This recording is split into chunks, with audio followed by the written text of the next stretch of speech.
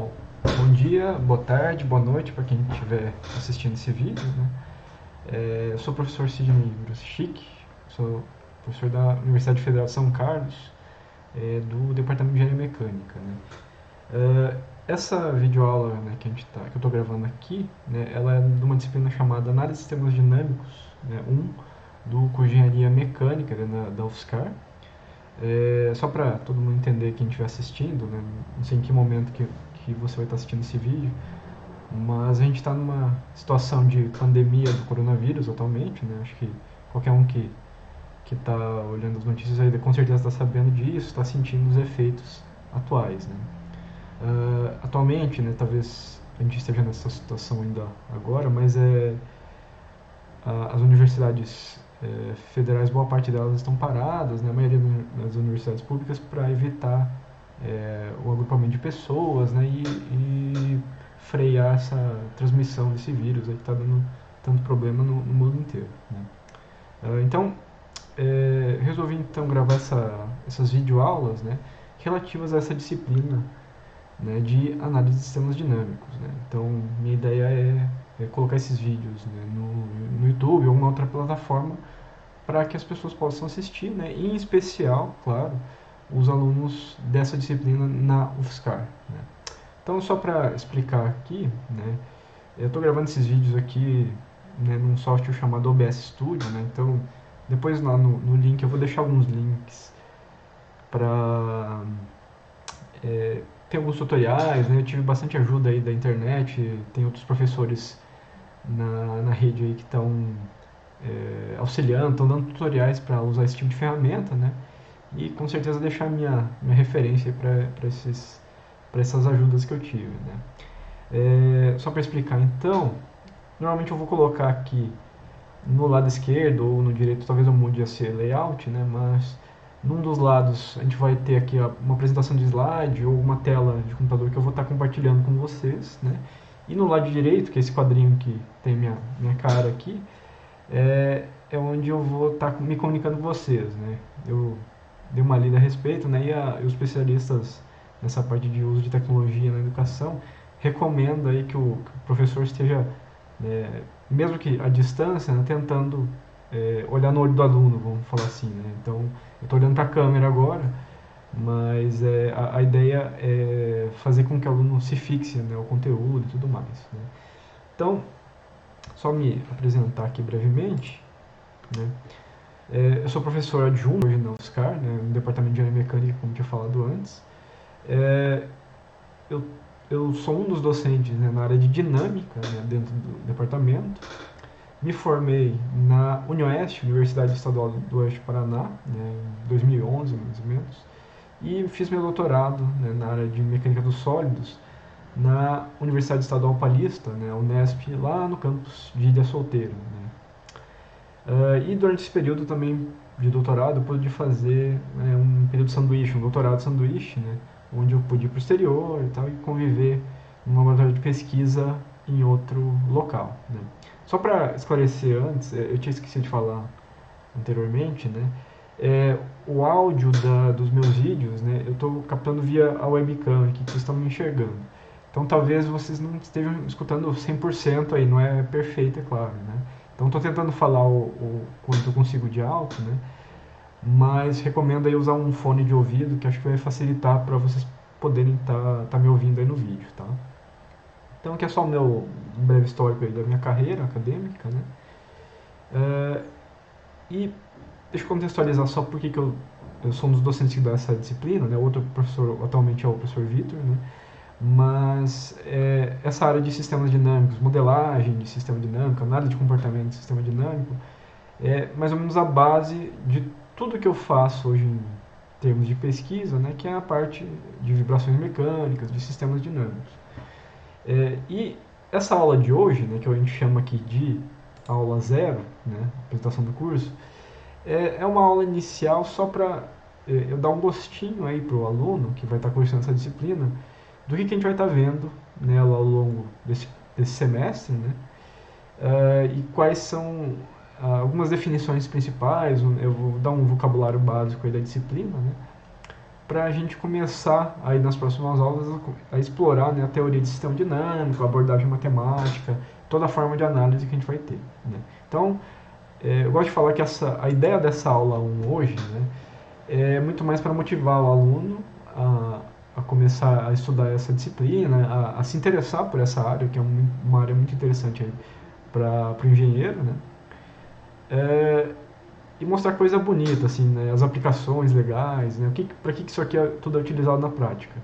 E aí nas próximas aulas, eu gosto de dizer que eu começo a estragar todo esse discurso que eu estou fazendo nessa aula de hoje, porque daí a gente começa as definições mais pesadas, toda a matemática pesada que tem bastante nessa disciplina, né? Que é inevitável. Então, só para vocês entenderem a ideia dessa aula de hoje aqui, né? Então, uma breve introdução, né? O que são, afinal de contas, né, esses sistemas dinâmicos que a gente está falando e que está no nome da disciplina, né? Então, eu vou colocar algumas definições aqui que estão nas referências nossas que a gente vai utilizar aqui na disciplina. Eu vou colocar no final do slide as referências principais, tá? Mas essas definições que eu estou colocando aqui vêm do livro do Felício, principalmente. Então, o que é um sistema, né, conforme esse autor, né? Sistema é uma combinação de componentes que agem de forma conjunta, né, para um determinado objetivo, né? Então, na nossa disciplina aqui, a gente vai estar modelando matematicamente e analisando sistemas, né? No nosso caso, geralmente sistemas físicos e sistemas que normalmente vão ter alguma relação com aplicações de engenharia mecânica. Nesse contexto de sistema, a gente vai ter que definir algumas outras variáveis importantes que vão estar interagindo com esse sistema, né, que a gente vai analisar. Então, primeiro, sinal de entrada. O que é um sinal de entrada? É algum fenômeno, né, algum sinal, alguma função que vai perturbar, vai excitar um sistema, né, e provocar nele um tipo de resposta, né? Então, o que pode ser esse sinal de entrada? Depende muito do sistema dinâmico que você está analisando. Se for um sistema mecânico, por exemplo, uma entrada bastante comum é a força, né? Sistema elétrico pode ser uma corrente elétrica, né? Um sistema térmico, entrada de calor, né? Um sistema hidráulico, né? Vazão de entrada, né, num tanque, por exemplo. Então, esses são sinais de entrada, são funções, são sinais que afetam o comportamento do sistema, né, e fazem ele responder, né? Complementando, né, essa definição de entrada, a gente tem o sinal de saída, né? Então, a saída é justamente a resposta a esse sinal de entrada. Então, num sistema mecânico, por exemplo, quando a gente insere força nele, né, ele pode responder com deslocamento, né, ou uma deformação. No sistema elétrico, né, você pode colocar uma tensão elétrica no circuito, uma bateria ou um gerador de sinais que está colocando um sinal de tensão de entrada e o circuito elétrico responde com um sinal de corrente ao longo do tempo, né, e assim por diante, né. Então, na nossa disciplina a gente vai fazer muito essa relação de entrada-saída, né, causa-efeito. Entrada, na nossa ótica, né, vai ser a causa e a saída vão ser os efeitos, vão ser as respostas desses sistemas. E os sistemas que a gente vai lidar aqui na disciplina são o que a gente chama de sistemas dinâmicos. Para falar um pouquinho de sistema dinâmico, antes, né, eu vou comentar um pouquinho do sistema estático, que é a versão simplificada aí de um sistema, né? Não é o tipo de sistema que a gente vai analisar, né, na maioria dos casos aqui na disciplina, mas é interessante essa definição para entender qual que é a diferença desse tipo de sistema com relação ao dinâmico, né? Então, no sistema estático, a gente fala aqui que a resposta, né, a saída do sistema, né, pensem aí deslocamento, tensão elétrica, corrente elétrica, uma resposta do sistema, ela vai depender apenas das entradas atuais, né? O que isso significa? O sistema estático ele não tem uma resposta que depende de entradas passadas nem entradas futuras, né? Então, a gente fala que um sistema estático ele não tem memória, ele só depende de uma entrada instantânea, né? Então, coloquei aqui uma definição embaixo, né? para exemplificar esse sistema estático justamente, né? Então, no sistema estático, para uma entrada, que a gente está chamando aqui de U, né? Imagina lá, por exemplo, uma força que a gente está aplicando no sistema mecânico. E uma saída X, essa saída X vai depender apenas das entradas atuais, das entradas instantâneas que estão sendo aplicadas nesse sistema, né? Então, imagina aí, né? Normalmente quando a aula é presencial eu faço isso na sala, né? Tem um quadro de giz, a lousa, né, da sala de vocês, e imagina que a gente bate nela, né? Então, eu vou fazer isso na mesa aqui da minha sala, só para vocês lembrarem disso, né? Então, imagina que a gente bate nessa mesa, o que vocês estão sentindo de resposta aí, né? Provavelmente o som aí que está sendo transmitido pela minha webcam, né? Então, eu coloquei uma força, vamos falar assim, nesse sistema, né, nessa mesa, e ela está respondendo, né, com deslocamento, com vibração e com um som que vocês estão ouvindo aí na casa de vocês, certo? Então esse som é uma resposta a essa entrada. Se você pensar bem no som que vocês estão ouvindo aí, ele continua ressoando um tempinho depois que eu apliquei a força, certo? Então esse sistema aqui que eu estou fazendo esse som aí que vocês estão ouvindo, ele é um sistema estático? Não, né? O som que vocês estão ouvindo, que é uma resposta, depende de uma entrada que aconteceu alguns segundos, milissegundos anteriormente. Então, a gente fala que, na verdade, todos os sistemas são dinâmicos, né? A gente considera o sistema estático por questão de simplicidade em alguns casos, né?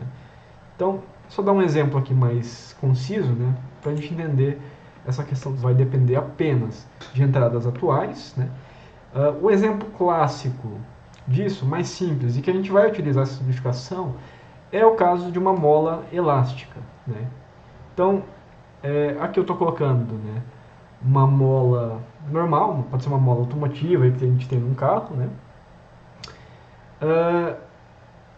E esse tipo de sisteminha aqui é comum, né? Com certeza vocês já viram isso lá em cursos de física básica. É comum traduzir o comportamento dessa mola, né, como se fosse uma mola de Hooke, né? O que é uma mola de Hooke? É uma mola idealizada, linear, regida aí pela lei de elasticidade de Hooke, né? Então, quando a gente faz isso, a gente desconsidera toda a complexidade dessa mola, toda a geometria dela, e representa ela como uma mola simplificada, que é quantificada aí por seu coeficiente de rigidez, ou por sua rigidez, né? Então, acho que todo mundo com certeza, já viu, né, a famosa, né, lei de Hooke aqui, né? Então, a gente tem essa equaçãozinha aqui, clássica, de elasticidade linear, né? F igual a X. Força externa é proporcional ao deslocamento de saída, né? Então, se você aplica uma força externa no sistema, ele responde com deslocamento proporcional de acordo com a rigidez K.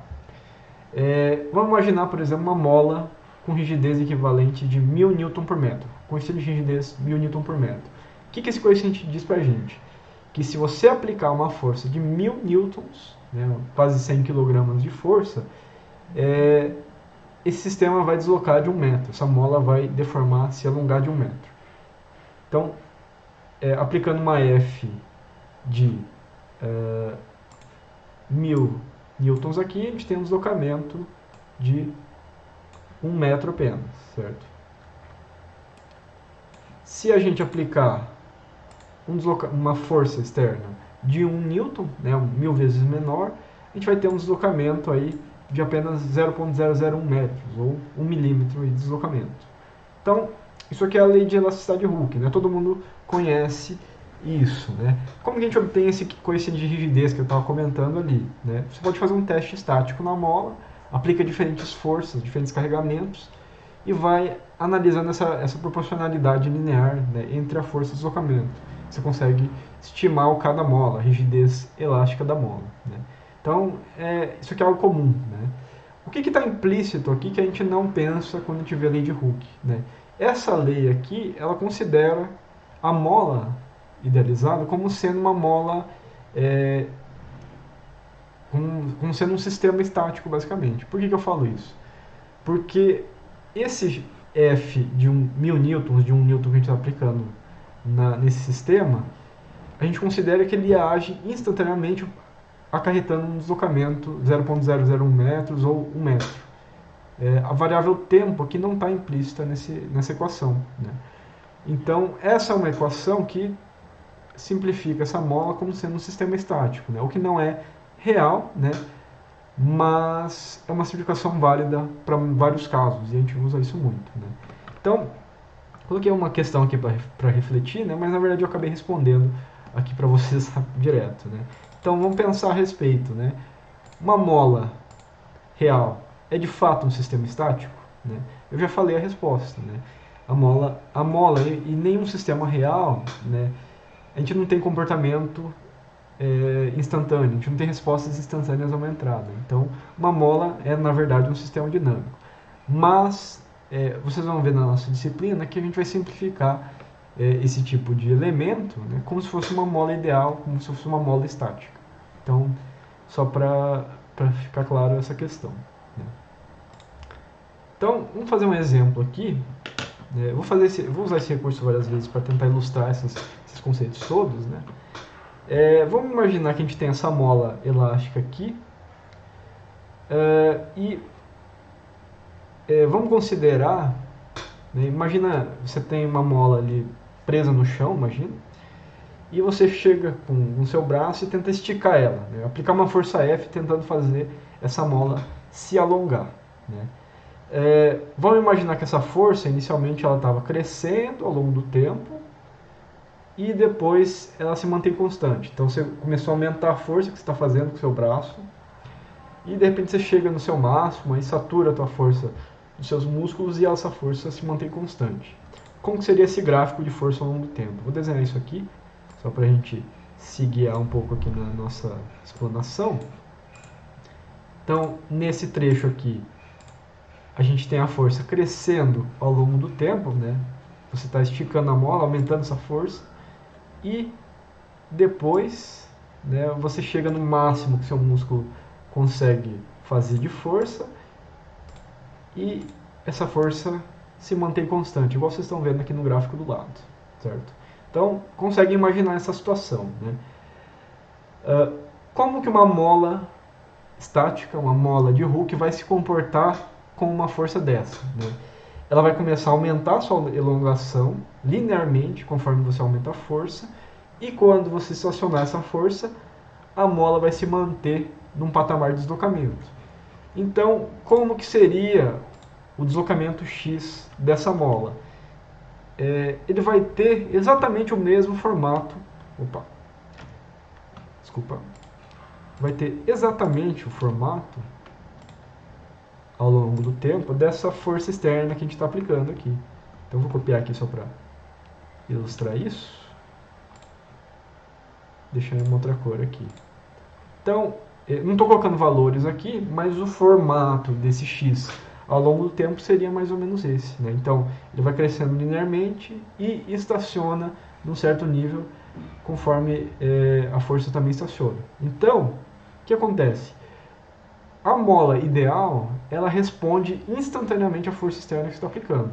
Isso aí acontece na realidade? Se a gente pensar um pouco, não é algo realístico, né? Quando você aplica uma força, né, compressiva ou trativa nessa mola, ela demora um certo tempo, mesmo que seja muito pouco, né, mas ela demora um certo tempo aí para responder, para se alongar. Então isso aqui não é realístico, né? Não é algo real, mas em vários casos o tempo de resposta da mola é tão rápido, né? Ele leva tão pouco tempo para responder que a gente pode considerar uma lei de Hooke como está mostrado aqui, né? Como que seria talvez uma resposta um pouco mais realística, né? Eu vou tentar desenhar aqui. A gente poderia ter algo assim.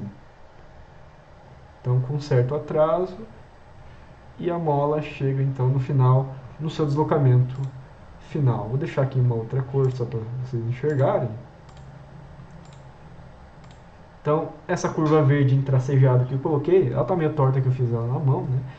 Mas ela seria algo mais condizente com a resposta da mola, né, em termos de deslocamento. Então, ela não responde instantaneamente, ela leva um tempo a mais para responder e para chegar naquele deslocamento final ali que vocês estão vendo, né? Então, esse é um comportamento mais condizente com a realidade, né?